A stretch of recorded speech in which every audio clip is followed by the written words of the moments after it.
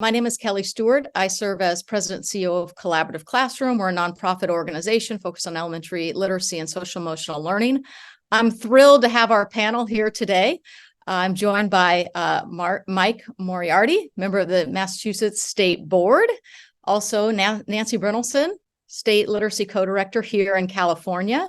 Hopefully Heather Edelson will be joining us. She's a state representative from Minnesota. And Kimyana Burke of Excel in Ed and former state literacy director at the Mississippi Department of Education is with us today. So we're very fortunate. So we're going to hear from each of these leaders today to hear about some of the state efforts that are underway to develop comprehensive approaches to literacy. And the way this panel is going to work, I'm going to pose some questions to our panel members, let them really do the talking. I'll also pay attention to the chat. And if we have time, I'll post some of your questions throughout. And before we get started with you, Kimyana, I have to say, yesterday my mom called me and said, I'm watching Good Morning America. And do you know what is happening in Mississippi? And I said, I might know a thing or two about that. So it was great to see that piece as well yesterday. So welcome, Heather. It's great to see you. I'm glad you made it into the room okay. All right, well, let's go ahead and get started. I want to get the panelists talking. So Kimyana, if you could really talk about what you've been seeing from your role in Excel and Ed with all of the surge in interest around state policy, particularly around early literacy and around the science of reading. And can you tell us why and what you're seeing? Yes, thank you so much for having me today. It's great to be here. I'm so excited about this conversation. Well, science of reading, why now? I think it's a variety of reasons. I can start back as early as, of course, 2018. So before Sold the Story, right? Emily Hanford's Hard Words, Why Aren't Our Kids Being Taught to Read? I think that this was kind of the wake-up call that we didn't know we needed. The message was getting to a wider audience of variety, more of a variety that includes parents, that includes community members. So it was not just, this is what reading instruction should look like. It's that these are some things that are harmful when teaching children how to read. And then you had parents saying, oh wow, well, my child is actually guessing, or my child is memorizing, right? I was thinking that, right? They've memorized this and they're reading this. So that kind of began this conversation around, really explaining to parents and others what we should be looking for as we are reading with our children, as we are talking to our child's teacher. And then 2019 NAEP scores. And you had Mississippi, of all places, as the only state in the nation to make these statistically significant gains in fourth grade reading. And so now you have Emily Hanford saying that reading isn't being taught the right way.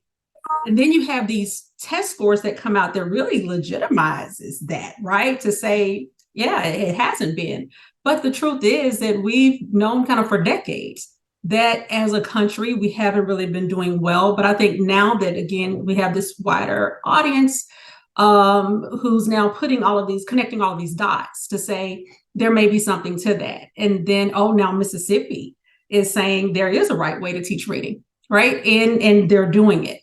So you had that. Okay. So after NAEP scores, 2019, at Excel and Ed, we work with states. Our advocacy team works with policymakers who want to champion education policy. In my area, of course, is early literacy. So we began speaking with a lot of our policymakers during that time, late 2019, early 2020, and then the pandemic happened.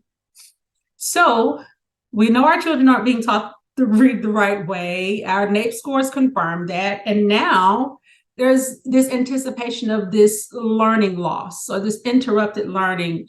And during that time, honestly, our legislatures went to work. They were meeting a lot virtually, as we all know, and that a lot of states kind of emerged as champions around, we have to do something. We know it's going to be bad, right? So we have to do something in anticipation of that. And I think after that, we have a little more than 30 states now that have adopted what we call kind of science of reading laws that include supports for teachers and administrators, professional development and coaching, curriculum, universal screeners, interventions for kids, resources for parents, parent notification. So we have all of those things now being adopted in states. I think that now our goal is to ensure that as is all of these states are kind of hurrying to say, add me to the list. Add me to the list of states that have taken a stance, in support of the science of reading. Then we want to make sure that it's a very intentional, comprehensive approach. Don't leave anyone out, right? Make sure that we have all of the support. So now we really get to look at, okay, you're adopting these things. What are you adopting? How are you monitoring implementation, which is the key to all of this after we pass these laws? And then how are we ensuring that we are identifying and supporting our subgroups and making this equitable and accessible for all kids. Thank you so much. I'm sure there'll be several questions that'll come in through the chat for you. So if you can just kind of look at those along the way. And we have a state that just recently has got some a Minnesota READ Act launch that Heather, you really championed and led. And I wonder if you'll tell us a little bit about that. What is it? How did you come up with it? Whatever you want to share. Sounds great. Well, good to see everyone. I'm Heather Edelson. I represent Edina at the state capitol here in Minnesota. So we just passed the READ Act, which was definitely a labor of love, that's for sure. And to what the previous speaker was just talking about, absolutely have been working on this for years. And then Emily Hanford's So the story came out and I was like, wow, that's really helpful. Just some of what it was nice to see, because I think what was happening is we were all struggling independently and not knowing what was going on in other states. To the extent that we thought we did. So like we knew, like when some of the research I did when I came to the legislature 5 years ago was looking at historically what happened with reading first and kind of looking at some of these problems. We focused a lot on dyslexia and a lot of the legislation that we were doing.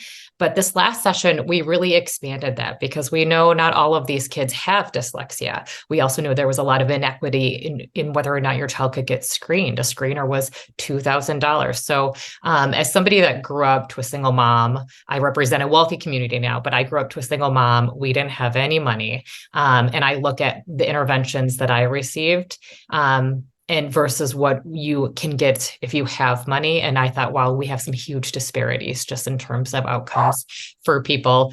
That's my dog. Whether or not you can gain access to tutoring. I apologize.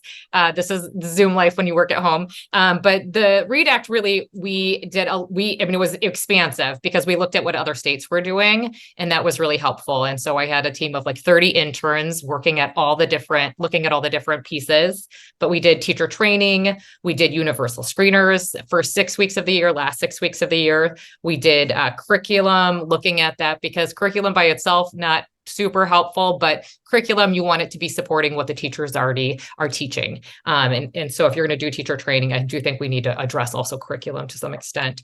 We looked at interventions, making sure kids are not reading at grade level, that they get intervention. You shouldn't have to wait for kids to fail, which is what a lot of systems already do. We looked at teacher prep. A lot of the universities, there was a lot of issues that were still teaching teacher candidates whole language, balanced literacy methods.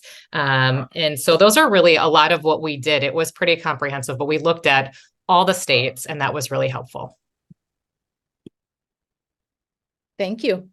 And Mike, you are doing some interesting work in Massachusetts, and I wonder if you might share as a state board member, kind of some of the efforts that are happening in your state. You're on mute, by the way.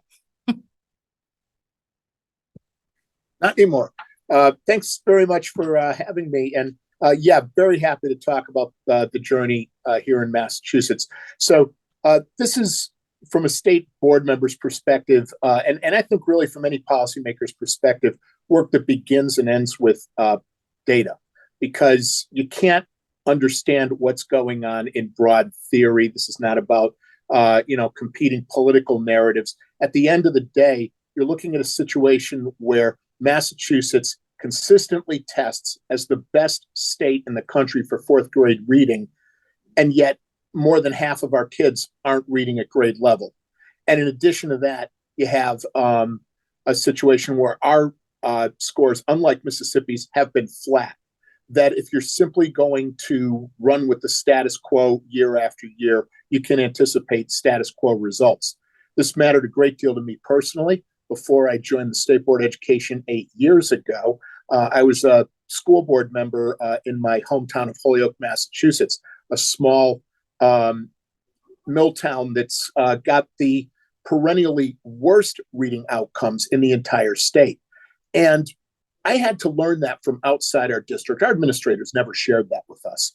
And, one of the reasons why is it's in the interest of administrators to talk about small incremental gains where they exist and not to highlight perennial problems that don't seem to be getting any better.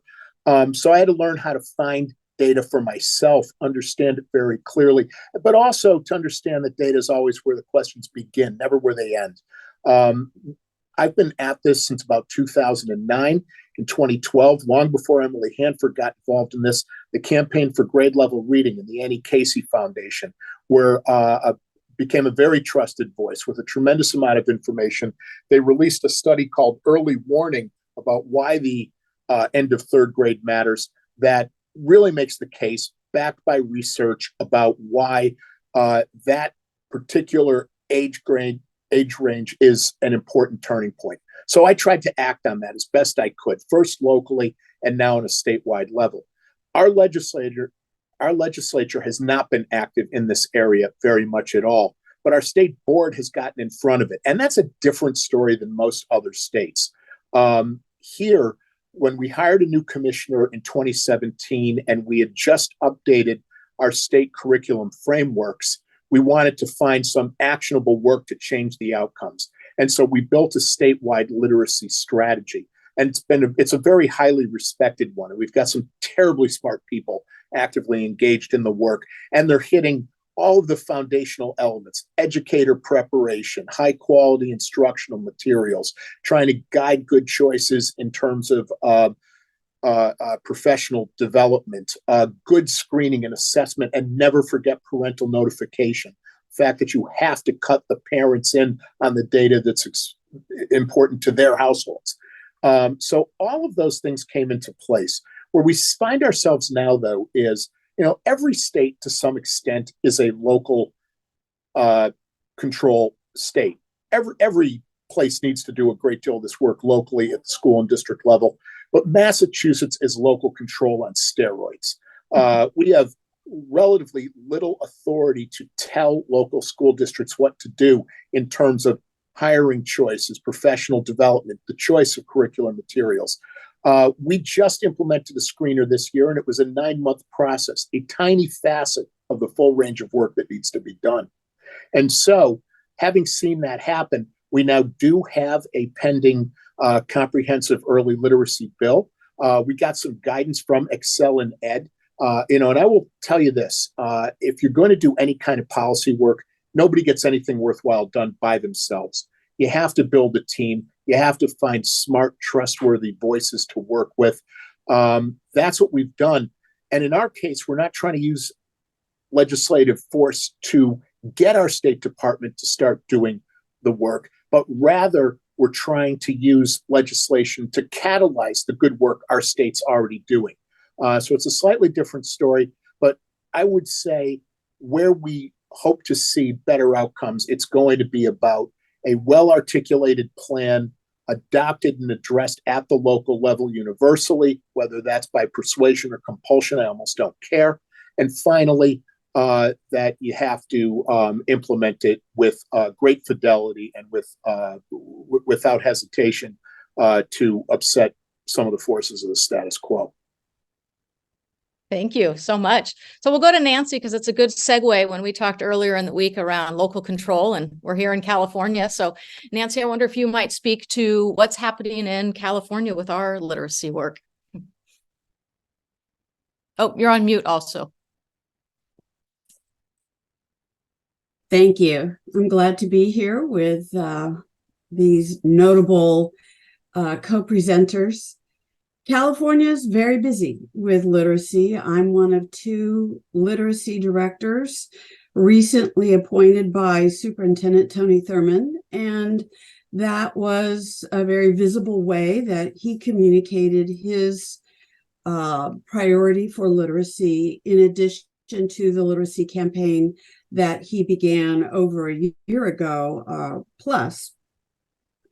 I think I would address really 3 things in terms of California. One is our founding policy relative to literacy. What has our position been? 2, legislation, and then finally a little bit more about our literacy campaign.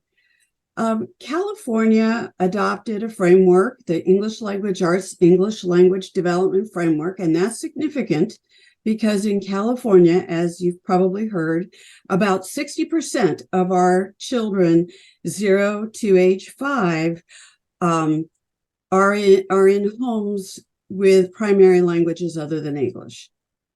And so we were the first state to really bring English language development and English language arts together. That was approved by our state board in 2014. And you'll hear from our state board president in a bit. But she says, and we concur, that our policy has been grounded in the science of reading before it had that name. And typically we expand that to also include the science of learning and development, and in all areas of literacy, writing, oral language development, which is what is meant by those who are supporting the science of reading. The framework, that key policy document, always supported systematic, cumulative, direct instruction in foundational skills with sufficient practice and application in all other areas, and writing, expression, language development, content knowledge, and meaning making. So that's critical. So we're on an effort to remind everyone of where we've been. Now, have we departed? Yes, in many cases. And do we need to really double down on what our statewide literacy, not only policy, but our implementation infrastructure is? So that leads me to our legislation. We have a lot of different legislation, no one bill like in Minnesota or what's being contemplated in Massachusetts. But recently we've had, and I'll just work backwards here, because we have a governor who's very supportive, a state board of education that's very supportive, and our state superintendent. So we have new legislation to identify screening instruments to identify children at risk of reading difficulties, including dyslexia. Also, teacher preparation legislation, which has changed the standards and the teaching performance expectations for all teachers, and including the dyslexia guidelines. We have legislation authorizing a literacy roadmap, which is intended to be practical advice to teachers and guidance. We do focus on guidance. So we're a bit different than some states in that we do not mandate. We encourage and we influence, but we are, as Michael just said, very much a local control state. Other legislation, we have a major investment of $500 million for literacy coaches and reading specialists, and educator training for that. And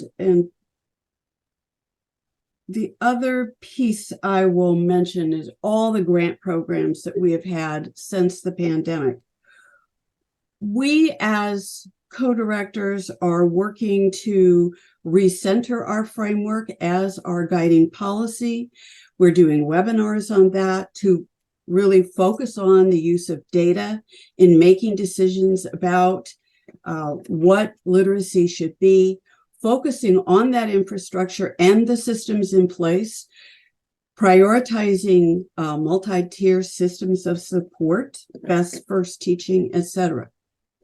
So that's just a flavor of what we're doing in California, but it is a priority for all policymakers in the state.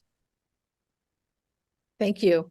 I am curious from Heather or Kimyana and the work that you're doing, other states that have a high degree of local control and are working towards state policy, if you might lift up any of those examples or things that you're seeing. I'll start, Representative, if that's okay. Mississippi, of course, heavily local control state. Other states are as well. Many states are. I think that one thing that we do have in our favor is our state law. You know, our state law that we have to have is especially as we're providing not only just strong tier one instruction, but then also with our interventions, high quality instructional materials that address the components of reading. Here's the thing about local control. You know, we want to make sure there are a lot of things that happen in local control that are the business of school. They most times pay for the curriculum, right? They are going to pay for the screeners. They're going to do all of those things to adopt these things. What we want to make sure is that those who are making those decisions are knowledgeable enough to make those decisions. That yes, you can locally decide to choose your curriculum, but it should be the right curriculum. You should have the right criteria. You should have those who are knowledgeable enough to say, this one does not have 3 cueing, this one does. We should not make that decision, right? So I think that that's the one thing that, you know, we all want to say, well, we have our local control and we want to do what's best for our city, our town, and make these decisions. Yes, but you have to be, in the words of Dr. Ernesto Ortiz, informed and not influenced. It just can't be, I'm adopting this because this other school district has it. You know, we have to know that it's what's right for kids. So I think that local control in some cases has kind of gotten blown out of proportion to say, well, we get to make the decisions. Yeah, but you have to make the decisions that are right for kids. Even in Delaware, other places that are giving a runway to say, yes, we're adopting high quality instructional materials. This is a runway. We'll even reimburse you to be able to make the shift into the science of reading because it's the right thing to do for kids. And giving guidance around how to do that, getting the professional development with that. So I think that you know, whereas we may look at local control as this big barrier and, oh, we really can't say, you know, what to tell them to do. Yeah, you can. As state agencies, I always say, walk in your authority, right? If you're going to give that guidance, you're going to give guidance on best practices. You're giving guidance on these are the things that you need to do. So we need to not look at it as a barrier, but look at it as an opportunity to ensure that we are building the capacity of those who are sitting in those school board seats and who are making those decisions, that they have the knowledge that they need, the data that they need to support while they're making decisions. And I always say your agenda reflects your priorities. So if you are approving a curriculum and you haven't had anyone to talk to you about the curriculum or to present on why the curriculum is the right one, then you haven't done your due diligence in making those types of decisions. Thank you. I've had the pleasure of hearing you speak a few times, and the comprehensiveness is always something that sticks out in my mind. So thank you. Heather, what would you add from Minnesota perspective? Yeah, so I think I agree with what Ms. Burke just said was, yes, spot on. I mean, you and I need to meet offline. That would be fantastic. So, you know, I always think about state policy. Do we have to get involved, right? And trust me, local districts don't love when you do, right? So the local control piece is always a discussion at the Capitol. But I would say this, as parents try to go and change models within districts, and they are met with resistance or there's not the data that they're hoping to see, and publishers are you know, giving, this is what you need, and districts don't always have the time to vet out the curriculum or the training and all those things, then that is where a state comes in, because we say, oh my goodness, what is going on in our state? If our literacy rates are 50% of kids are not reading in a classroom, what's going on? Something's wrong. So, in Minnesota, we're all about water. So whenever you see something wrong with the water, or if there's fish, we have a lot of fish kills in Minnesota. We're like, something's wrong with the water. Same thing applies when we talk about what's going on with reading. So in terms of literacy, I would say local control is good. And we gave some of that in the READ Act, but we also said we partnered with the University of Minnesota Carey Research Center, and we took our gem and we said, listen, we want you to be able to vet out curriculum. So we are approving at least 5 curriculums. We vetted out and partnered with University of Minnesota again to vet out teacher training, to make sure that we knew which ones, so that we actually had researchers that would have that accountability, that would also help districts. And districts throughout the state of Minnesota have been like, thank you, because it was too much. We were expecting our schools to do too much. Teachers felt blamed. We didn't do that with READ Act. And I would say anybody on this call right now that is thinking about passing legislation in your district, you might have resistance from teachers that have this is my comparison. I am a therapist. If I do cognitive behavioral therapy, that is what I learned at university. And I have done that for 20 years. And somebody comes to me and says, hey, you know what, Heather, what you have been doing has been causing harm. Now, clearly that was never my intention, right? That's what the university told me. My licensure has been approved and it's been renewed every year, and they know I've been doing this. So you're telling me now that I'm harming people. That is hard. So I just would say, do a collective all in. Nobody should be blamed. It is a state issue. And honestly, I'm happy to see legislation being passed, because we can't rely on it only being local control. This is a massive problem, and districts didn't get into it by themselves. Thank you. Nancy, one of the questions that came in our chat is California's next steps in making sure that our literacy campaign is being at the forefront in reminding that systematic instruction is important to do. So I don't know what response you might have to do with that, or anything else you want to add from the California perspective. Sure. I added a couple of things in the chat, although not formatted terribly well, about our goals for a literacy campaign and what our roles are, Bonnie Garcia and my role, in terms of working to influence those. We need to keep literacy at top of mind. And really, I think this is a golden opportunity to make sure that everyone is paying lots and lots of attention. Recently, our superintendent focused on data-driven decision-making and student outcomes as the greatest priority. That came with the release of our most recent test scores, which, are never what you want them to be, but we hang on to small gains.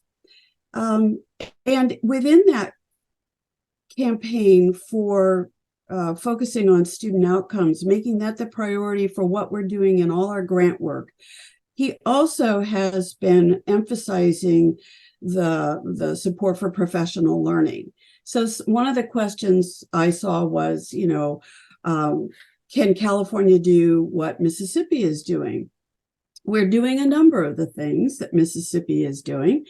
However, when you look at almost 62,000 teachers just in kindergarten through third grade, we're looking at financial investment to do this sort of work in professional learning. That's considerable. That doesn't stop us, though. So we're looking at possibly running legislation or looking at how we can make that a piece. By itself, professional learning isn't the answer to it all, and everyone here has said that. We have to look at the whole system. Thank you. And Mike, anything to add from the Massachusetts perspective? Yeah, I think trying to figure out the right place for the tension between state work and local control is an endless challenge. But there are a variety of good things that can be done. One thing that Massachusetts did with its state mass literacy activity is offer grants early on to willing districts if they would commit to adopting a high quality curriculum, because like Minnesota, we have a vetting system that can be accessed. Then we provided a wide array of professional development for administrative and teacher level, as long as everybody was in and working together from that district.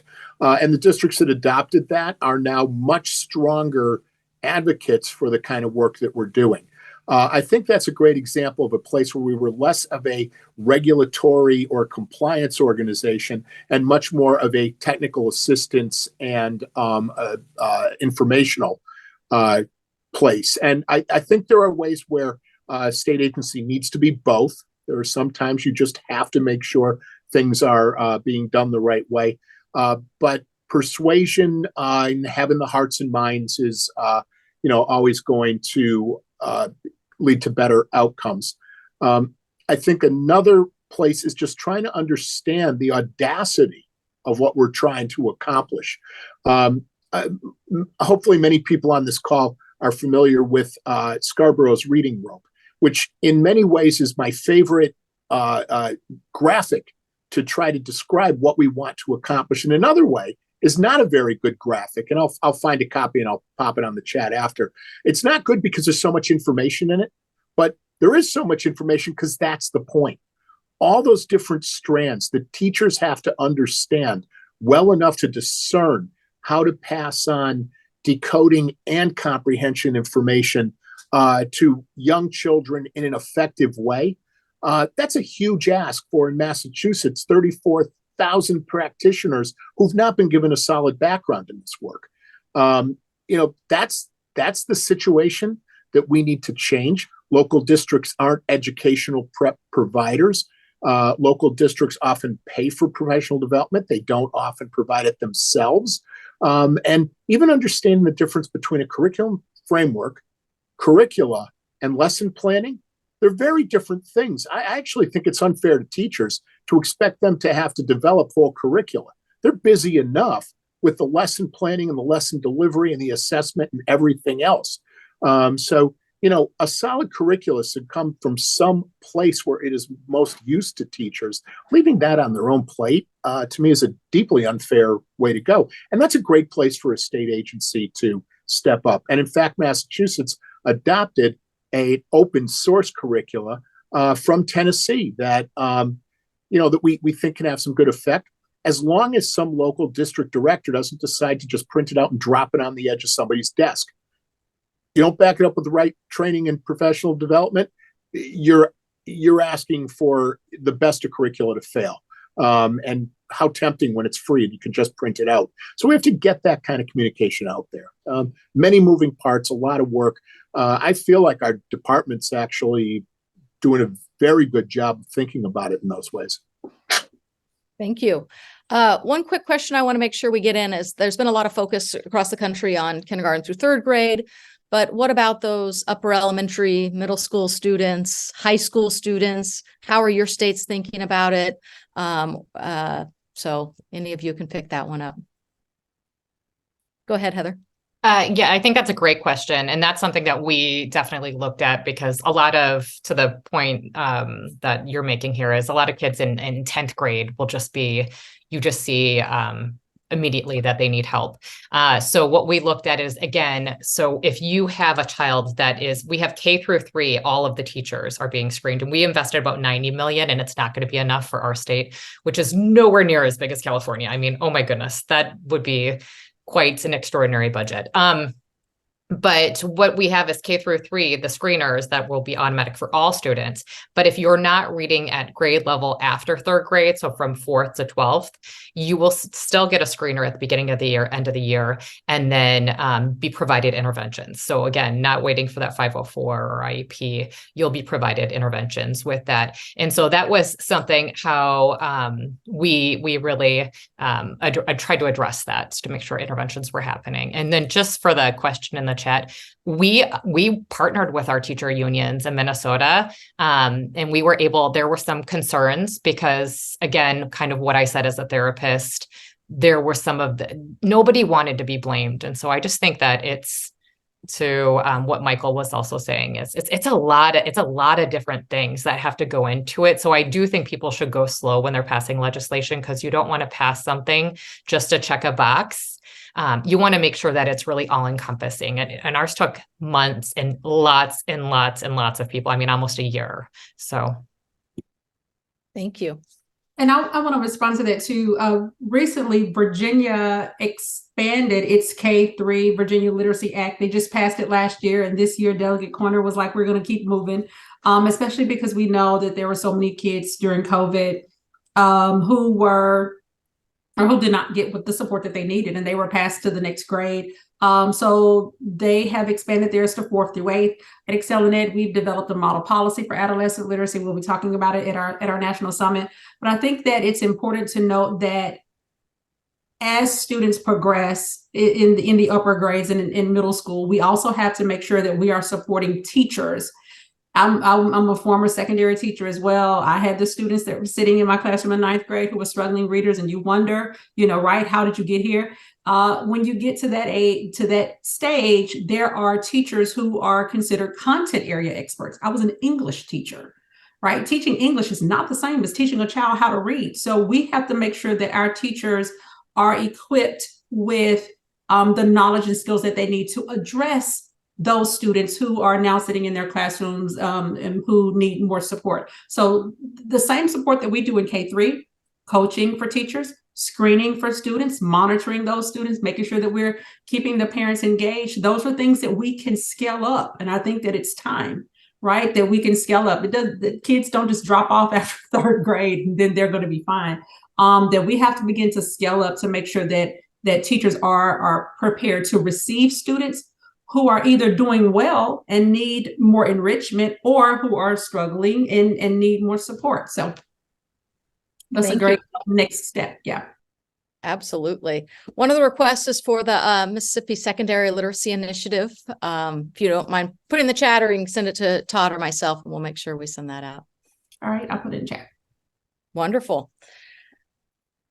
All right. So we're coming to the end of our time together, and I just want to thank all of our panelists for joining us here today. So I want to see if anyone has or wants the last word on this topic. Well, as a Californian, I'll do so. And that is especially with regard to older students. Of course, students who are not at grade level, who are struggling with reading and writing, they need to be provided, in addition to first best teaching, supplemental instruction, and then intensive intervention if necessary. It's an absolutely critical piece. And we also focus on writing about what you're reading and reading about what you're writing and having meaningful discussions. And that is critically important at all grade levels, but particularly as children progress through the grades.